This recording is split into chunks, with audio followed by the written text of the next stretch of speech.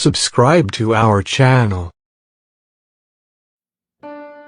En Tunisie et en Algérie, des incendies violents ont été enregistrés au milieu d'une végétation surchauffée et privée d'eau depuis des semaines. Le lundi 24 juillet, la température a augmenté jusqu'à 50 degrés en Tunisie, soit 6 à 10 degrés Celsius de plus que les normales de saison, ce qui a provoqué des coupures de courant et obligé de nombreux habitants à chercher refuge sur le littoral ou les plages, même la nuit.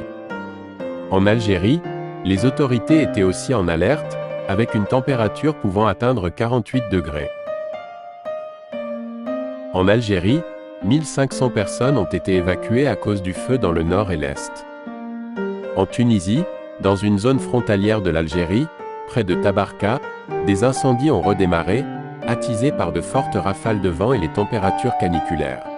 Au moins 300 personnes ont été évacuées. Des Tunisiens des quartiers populaires, souvent dépourvus d'air conditionné, viennent le soir dormir sous des tentes sur les plages de Carthage ou la Marsa, au nord de Tunis.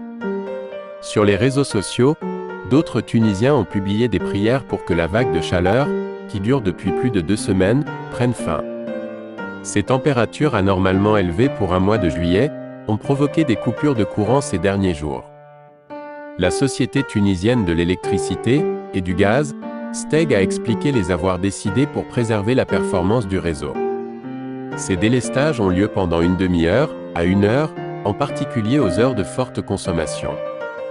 Le 10 juillet 2023, un record de consommation d'électricité avait été atteint, à 4692 MW, à cause d'une utilisation intensive de la climatisation.